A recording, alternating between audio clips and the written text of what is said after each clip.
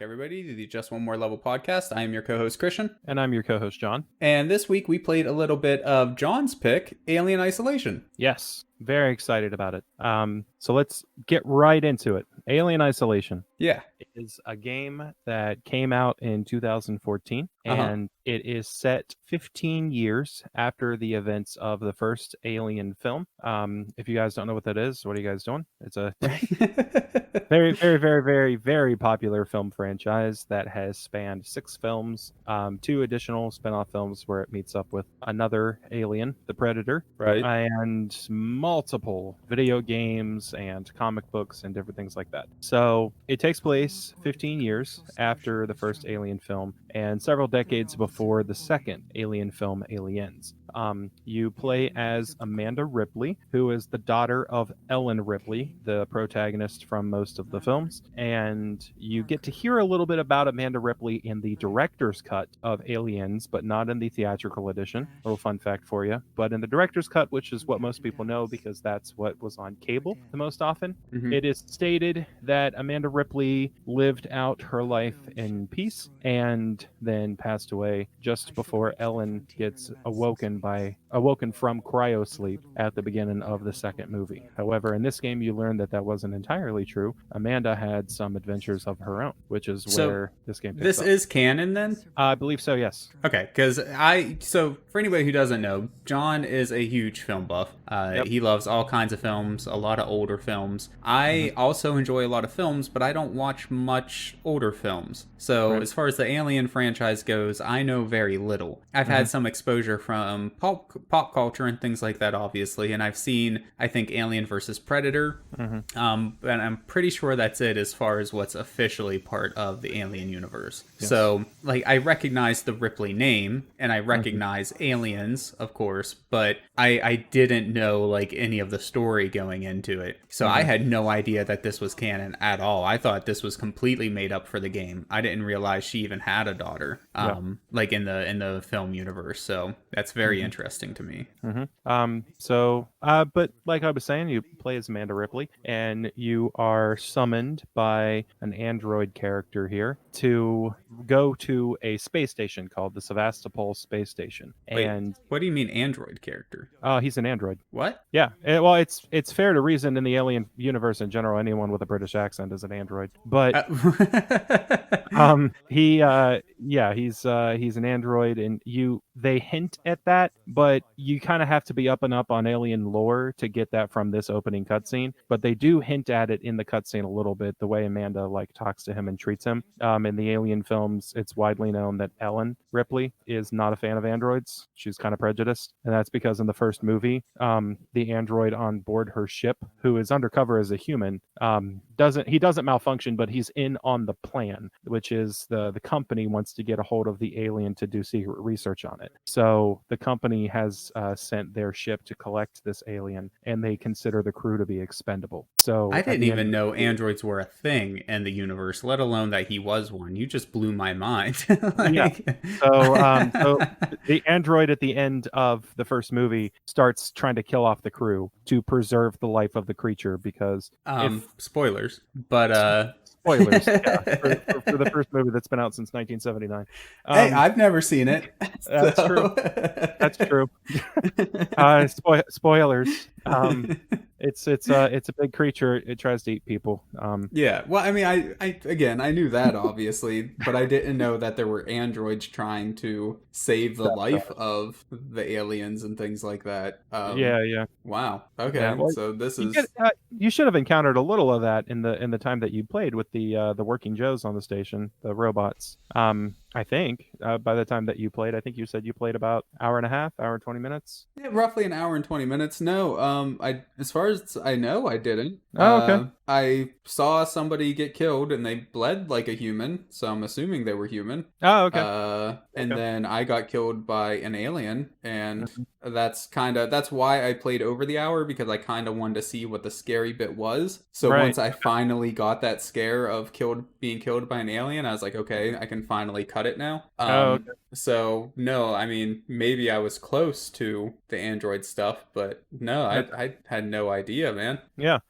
So to try to avoid going into spoilers, I'll just kind of basically sum up the gameplay. Mhm. I have played this game before, a long time ago, when it first came out, or very soon after it first came out in 2014. And I played a good bit of it back then. I didn't play as much this time, obviously, because we only play the first hour or so for the podcast. But Right. I'm very familiar with how the entire story of the game plays out because I just had to know. At the time, I didn't have any way to play the game, so I watched Let's Players complete the game because I had to know how the story turned out and everything like that. So I'll try to sidestep spoilers as much as I can, but let's just trying to think of how to go into this story.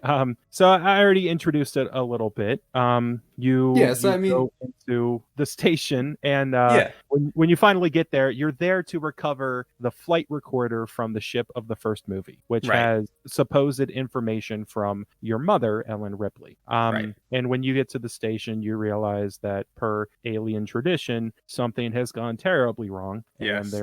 there is an alien loose. So Yeah, there's an that's accident, you are separated from your ship, and now you basically have to find a way back to your ship and survive. right, That's the story of it as right, far as the first hour or so goes. right. As John was mentioning, I'm sure there's a lot more if you are up on the lore of Mhm. Alien. I'm sure there's a lot of little things you could pick up on here and there. I Yes. obviously am not, so that's pretty much all I knew. Now, Mhm. I knew the obvious stuff. Like whenever I saw this wrecked ship, I knew like, oh, obviously there's aliens on this ship.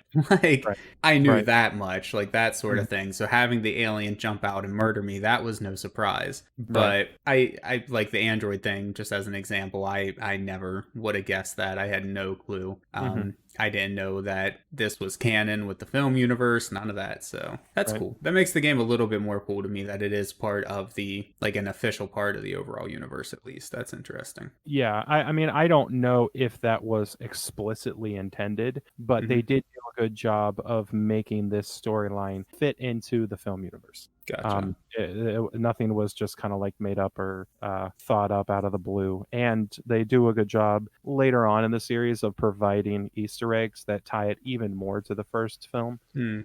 Again, not to go into spoilers, but as you learn more about this MacGuffin of a flight recorder that you're supposed to come retrieve, there's a lot of Easter eggs that try to tie it back into the first film. Gotcha. As far as game design goes, I cannot rave enough about how beautiful this game is, especially for the time, Yes, and for the how time it came out, it is stunning. yeah, and how close they got it to the Yeah. original ship. The ship that you initially wake up on, which if you're watching the video footage is what Christian is exploring right now, Hmm. is almost an exact replica of the Nostromo, of the Oh, that's main cool. sets Yeah. from the Nostromo. It's not See, again, exact, that's the but sort of thing I had no idea. So that's cool. That's interesting. they actually make if you're watching the video, you see Christian moving past the med bay here, and he's about to talk to the Samuels character. Maybe Nope. yes.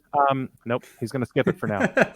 But anyway, when you talk to the Samuels character, which, like I said, was the android, he and Amanda actually exchange a brief conversation about how the class of the ship you're on is the exact same class as the Nostromo.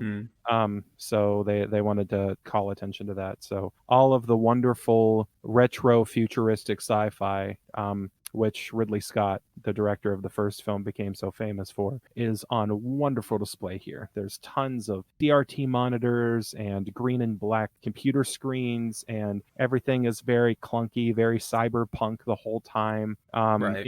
It's beautiful. The production design on this game and how they executed the graphics work is amazing. I read that they actually built their own engine for this game from the ground up. Well, they It wasn't certainly did a good job with it. I mean, I don't know how well it ran on hardware back then, but on modern day hardware, at least, it runs fantastically. And Yes. besides some little things here and there, like environmentally, the game Hmm. does look amazing. Like I Yeah. cannot argue with that at all. There are Hmm. some things that have certainly gotten better, like there was a shower that you could get in and the water didn't look amazing. The Hmm. faces and the facial animations can look a little off sometimes, Yeah. but environmentally the game looks amazing and it runs great. Yeah. If we can circle back to gameplay though, Oh how yeah. did you feel about the actual gameplay itself? Because I mean, I enjoyed it, don't get me wrong, but there were some things that I was a little annoyed about with the gameplay, I'll admit. Yes. So I'm just interested to hear your thoughts. I have subtle gripes, but it's Mm-hmm. mixed in with a lot of praise. Yeah.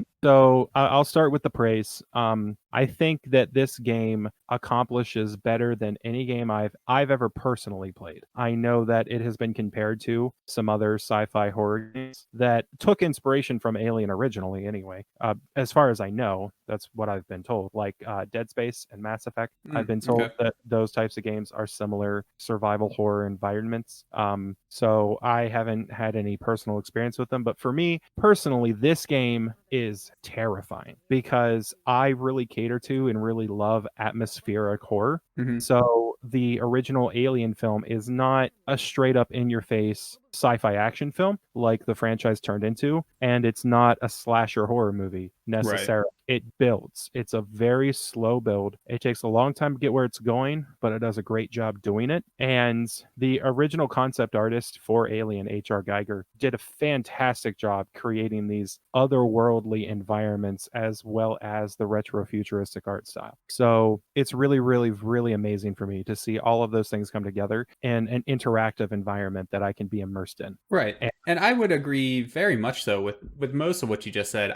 For me personally, Dead Space was a more engaging, more scary experience, mhm, but I've also completed Dead Space. right.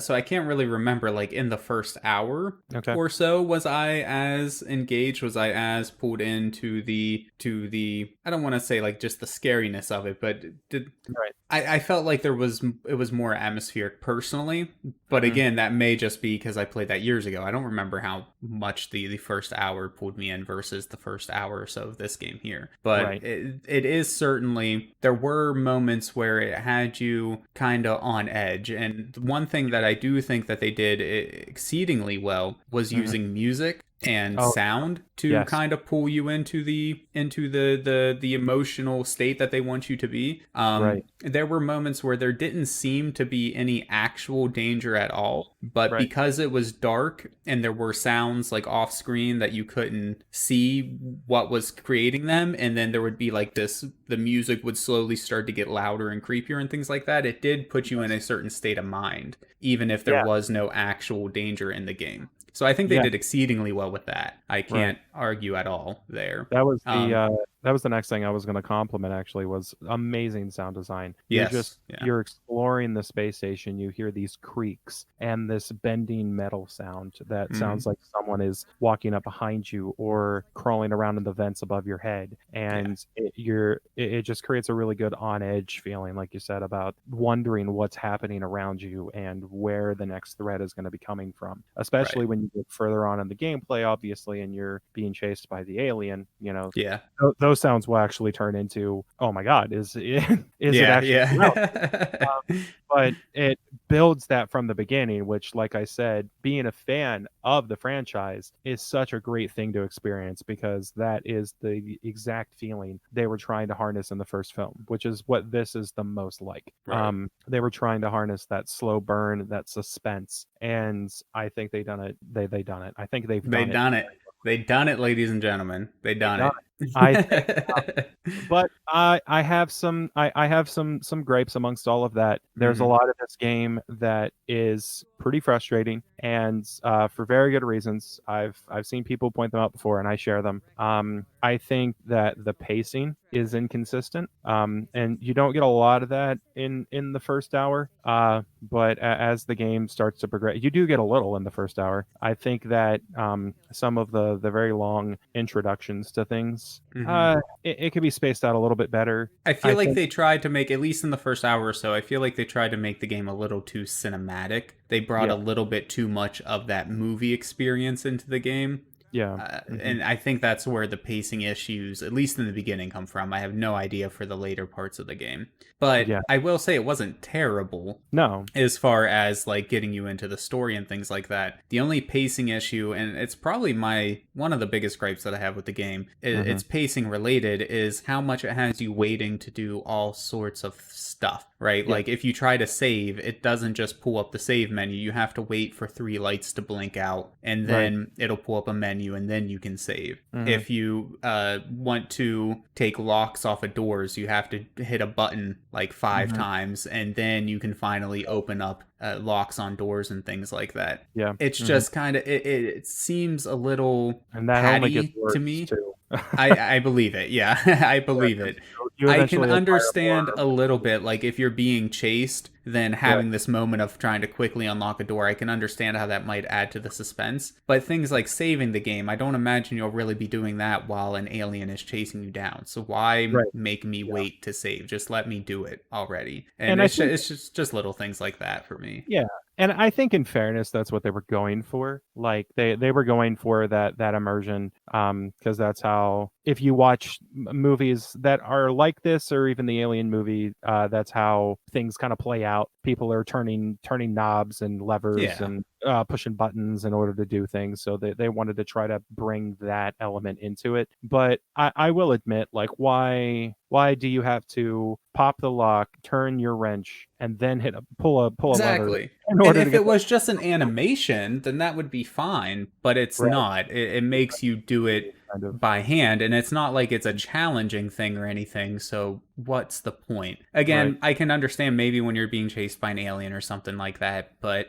at the same time, I don't think you really would have lost much of the effect if it was just you have to wait for this animation to finish. Mhm. And if the alien's too close to you, you'll die because the animation couldn't complete in time or whatever. It just Right. seemed a little bit much to me. Yeah. The other thing for me personally was it is obvious how much different the pre-rendered cutscenes in the gameplay was. Mhm. From like a visual perspective, it doesn't blend very well. Yeah. It really takes you out of the experience every time it cuts to one of those pre-rendered cutscenes. And Yeah. while they look good, like they look Mhm. really well done, it just they don't clash well together. And that was my only other serious gripe about the game other than the menus. That's my And third and last gripe. that may have been a product of its time. When this game came out, it was one of the first few titles that were available for the new consoles at launch. Mhm. The PlayStation 4 had just come out, so this was one of those games that had a PS3 release, but everybody bought it on the PS4. Right. So, and a lot of games that come out at launch for new systems, they take a lot of time trying to completely utilize every little byte left in that system to really sell it, because it's a new generation game. You gotta get all the new cool stuff that this system can do. So, they really tried to lean into sweat on the person's face and the dynamic lighting and all of the cool stuff like that. So I feel like that might be where they were going with some of these cutscenes. But yeah, it's I just think of like other games that would have came out around the same time that did it so much better. I true. guess is kind of what I'm thinking. Games like the new Tomb Raider reboots, for instance, Right. where there are cutscenes, but the cutscenes are all in engine, so they just blend from one. Like you can literally have the camera just like spin around, and now you're in the game from a cutscene or whatever, Right. because the cutscene is using the exact same assets playing out in real time and things like that instead of being all pre-rendered. Hmm. It's just that sort of clash, you know. I mean, you've seen it a lot in older games when they didn't necessarily have the power to make a good-looking real-time cutscene. But Right. by the time the PS4 came out, even the PS3, they had the technology. They could have made it all in engine and Right. just had it not pull you out of the experience so much. Right.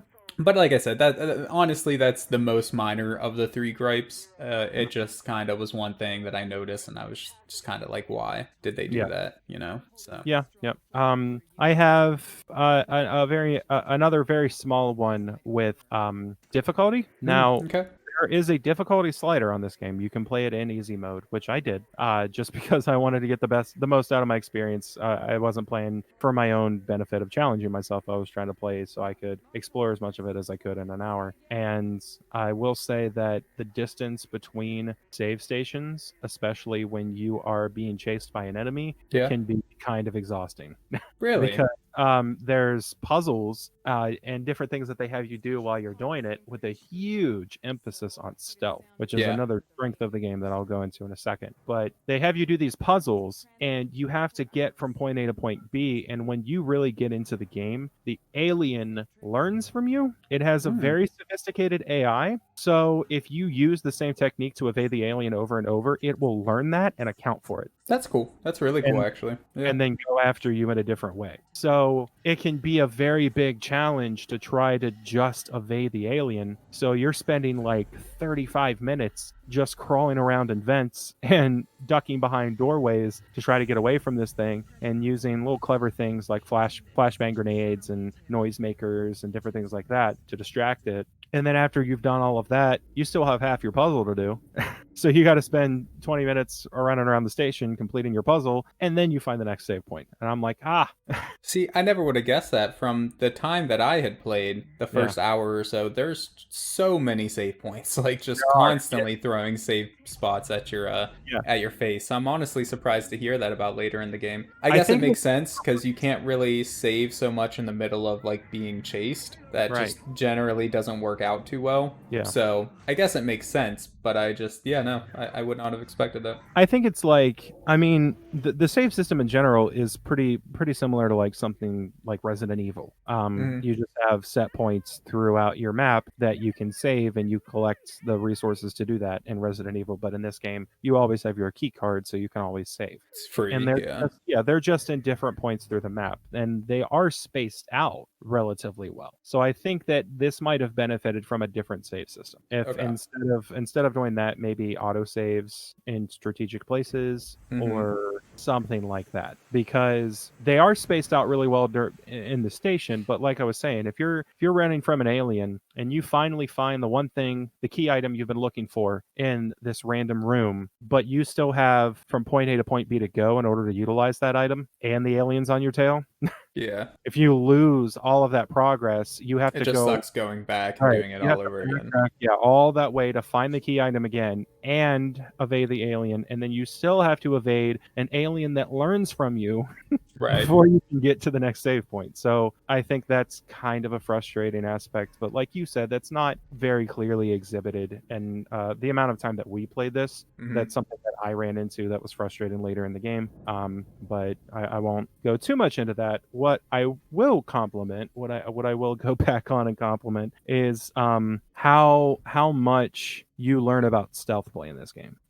When you finally get into getting chased by other people on the station, or the robots, or the alien, it is very stealth oriented, which perfectly captures that survival horror element that they were trying to bring to the table. You cannot run and gun this game. There is never a point in time where you will have plentiful enough resources to just run and gun your way through the whole experience. It's not going to happen. And I will say, the one time I died was actually, I thought I was safe. I didn't even realize that I could be killed by the alien at that point in time. And I had walked clear up to where they wanted me to go. And then I realized that I was going to be leaving that area. So I thought maybe I should explore a little bit, see if I missed anything. So I started running. And it was almost as soon as I started running is when the alien suddenly appeared and murdered me. And it popped up with a thing about like, hey, running makes more noise. Maybe you shouldn't be running when the alien's around or whatever. And so like, yeah, I mean, you definitely can't just run through everything, I guess is what I'm trying to say. Running is literally what killed me in that instance. So and that gets easier. You get, like I said before, you get more tools as you go along, which makes opening doors take even longer. Of course, you get like a little hacking tool for keypads, and then you get different kinds of torches, like the plasma cutter and stuff like that. I saw doors that said requires plasma torch, ion torch, stuff like that. So those kinds of things, and all of that takes more time than the wrench. Yeah.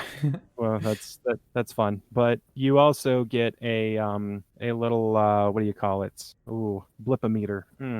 Yes, the blipometer, a radar. Yeah, like a motion tracker. Okay, You okay. get a motion tracker that you can keep on you. It has a hotkey. You can just flip it up whenever you want to see if that sound you just heard in the vent was atmospheric or if it's the alien. So Okay.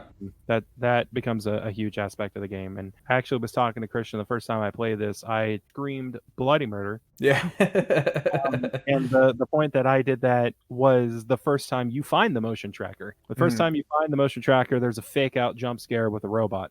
So you pick it up and you look at it for the first time. The game's telling you how to use it, and you immediately get a blip right behind you. Of course, yeah. So I spun around, and that robot's right up in your face. So that was shit. that got me. But Okay. I love it. I would definitely play just one more level if I'm brave enough. I really, really enjoy it. I love everything about it, with the exception of those little critiques. All of these critiques that I've brought, at least, are not game-breaking critiques. They're all just low quality of life things that I think could have been improved just from a gameplay aspect. Everything else about the game, I think, looks and feels and plays amazing. Especially, guys, if you're listening to or watching this, if you are a fan of the Alien movies, you will love getting to experience this. You might not like everything about it. It might not even be your type of game, but I would even encourage watching like a Let's Play if you're a fan of the Alien movies, so you can see what it's all about and experience the environments of it all. Right. So for me, I mean, I would play just one more level. It's not one of the games that I am going to be playing right away or anything, I don't think. But I did enjoy the time I had with it, so I would like to play more. And it is a style of game that I generally enjoy. For me, the biggest issue was the menus and just the waiting around for things all the time. I feel like the UI design in this game was the poorest part of the game, to be honest with you. The way the crafting system works, the just, I don't know. I just didn't care for it at all. It wasn't very intuitive, in my opinion, between switching between things that you're holding and the way you throw things, and you can't pick them up once you throw certain items and things like that. I just didn't enjoy that very much. And then not being invested in the lore of Alien.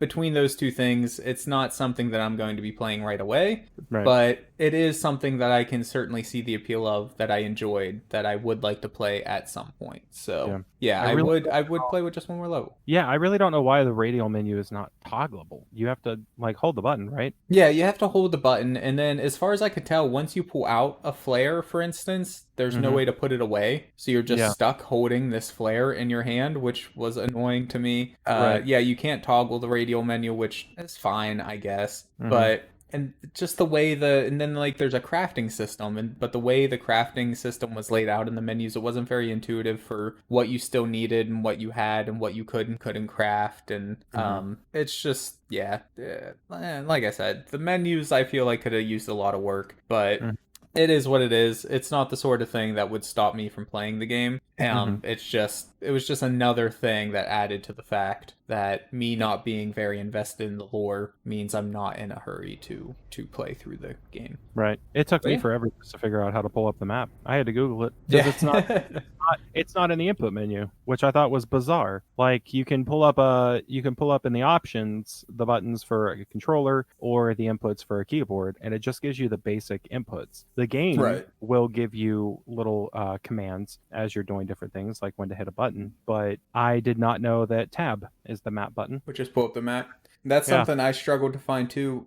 Near the beginning of the game, whenever you meet up with the commander of the ship or whatever, she tells you to grab your files and sit down. I didn't realize that the files were right there around a little walkway, like up another level or whatever. So I actually explored the whole ship trying to find these files that I thought I had missed somewhere or something. Eventually I started just hitting every button on my keyboard until I finally figured out how to pull up the map. And when I did that, I saw there was a blip for the current quest, and that was back in that room that I had just left to where she told me to grab the files at. So it would have been nice if it popped up a little bit easier, or if it had a more common kind of options menu, right? Whenever you pause the game or whatever, if it just from there you could see your current quests or a journal or the map or whatever. Yeah. And again, that's just those little UI design things, but I would agree it's with not that, though. terrible. Yeah. It's like I said, it's doable. It's Right. not the sort of thing that it's not unplayable, is what I'm saying, I guess. Just more or Yeah. less. It's fine. That's kind of my whole experience with the game. Personally, I think there are better games in this genre, but Right. it's a good experience. And like John, if you're a fan of the series, the movie series, then definitely I think it's the sort of thing you should check out. And then even if you're not, you might as well play it just to see if you enjoy it. I don't Right. believe it's an expensive game, and with it being an older No. game, I'm sure it goes on sale. So Yep. Yeah, it does. It does go on sale. I know Christian is not a fan of the Epic Game Store, but Ugh. I have an Epic account because my nephew plays Fortnite. So they offer free games all the time, and I actually got this game for free on the Epic Game Store. So sales and giveaways and things like that for this game do exist. Speaking of giveaways, Yeah, speaking of giveaways, by the time this video goes up, I think you'll have roughly 2 weeks left for our Bendy and the Ink Machine giveaway. So it'll probably be linked in the description and things. If it's not, just go to the Bendy video or podcast or to the Bendy page on our website, and you can find the link for a Bendy and the Ink Machine giveaway there. definitely jump on that, guys. The sequel is coming out soon. We're not sure when. We're not affiliated at all, so Nope, like we're that. paying for it ourselves, but Yeah. just wanted to give back a little bit to the community. But yeah, any other thoughts on this game, John? No, other than delving into the lore and the story and all that kind of stuff, which I won't do here because I'd like to try to avoid some spoilers. I just love it. That's my opinion. That's the way it is. I'd give it a maybe an 8 out of 10. I'd say 8 out of 10. It didn't completely, it hasn't laid me out. I haven't become a prophet for Alien Isolation. Sure. Quit my job and I'm preaching the gospel right now. It's definitely a great experience, and it's heightened for me. 8 out of 10 is fair for me. That's a fair, reasonable assessment that I can give because in my experience, it's heightened because of my previous interest in the franchise in general. So to be fair with it, the UI and the pacing and save mechanics bring it down a couple notches from perfect. I'd say 8 out of 10, maybe 7.5 out of 10, depending on how frustrated I am with not being able to say it. Yeah, and I would say for a fan, I would say that's pretty fair. Personally, I mean, we don't normally do scores for these games, but if I was to, I would say probably roughly a 6 or 7. Now, I just want everybody to understand, though, personally, whenever I rate a game, I consider like an average score actually average. So like a 5 is your average game, not like how a lot of review sites or reviewers would be like anything below a 7 is shit, right? That's not how I consider games. So me saying this is a 5 or 6, maybe a 7 on a good day, I'm trying to say the game is average in my opinion. I don't see it as anything special, other than it being very pretty, but I don't think it's a bad experience either. So yeah. Well, that's good. So Christian, where can we find you? Yeah, you can find me on Twitch. We do the live streams live over on live streams live. We do the podcast live most weeks over on Twitch. We're working out a schedule to where we can do it kind of more consistently from week to week at maybe not a specific time, but at least a specific day. So look forward to announcements concerning that. And then I have a YouTube channel and Twitter account. I'm not very active on them, but you can find links in the descriptions and things for those, as well as, of course, the Just One More podcast website. I do video game reviews and short stories and things like that on there, so you can check me out over there. How about you, John? Pretty much the same deal. You can find me on Instagram and Twitter at the Dorseman, John Dorsey 1 on Twitter, and you can find me mostly on the Just One More Podcast's Facebook group. That is where we give all of our updates. Like Christian said, we give our updates about when we're going to be going live for Twitch streams. We engage with the community a little bit by asking you to pick what kind of game you would like us to play, and then give announcements on the poll. And that's another thing, guys. We don't know what we're playing next week. We don't when yet. we're recording this video. It is right now between Middle Earth: Shadow of Mordor and Lego Star Wars. So head over to justonemorepodcasts.com and vote in the poll for what you would like to see us play. Those were all suggestions given to us by people that watch the podcast, and we try to narrow them down from there and see what you guys would like to see us play the most. So let us know what you guys would like to see, and go vote in the poll. I think it might be closed actually by the time this episode's coming out. Yeah, by the time this episode goes up, I'm pretty sure it'll be closed, but we should have shortly thereafter a new poll going up, because we try to play one community picked game every month, give or take. Right. So there will most likely be another poll. So please go vote in there. The current poll can always be found just right on the homepage. You just scroll on down a little bit and it's just right there near the top. So very easy to find over on the website. But after that, we are playing a little bit of a game called See No Evil. I don't know much of that off the top of my head, so tune in to whatever the poll winner episode is to hear more about See No Evil, I guess. I'm excited. I'm excited for that because I don't know anything about that game. So. Yeah, I remember when I picked it, I remember thinking it was interesting, but I don't remember anything else about it. So, so yeah. But that'll be down the road. In the meantime, thank you so much, everybody, for watching and or listening and for engaging with us as a community. We have a pretty small, little close-knit fan group type thing going here, but we appreciate all of you guys coming out and watching the videos and listening to the podcast and joining in on the streams. We appreciate that so much because you don't have to, but you do. And we love it. We appreciate it. Thank you. Thank you so much, everybody. Bye-bye. All right. Bye-bye.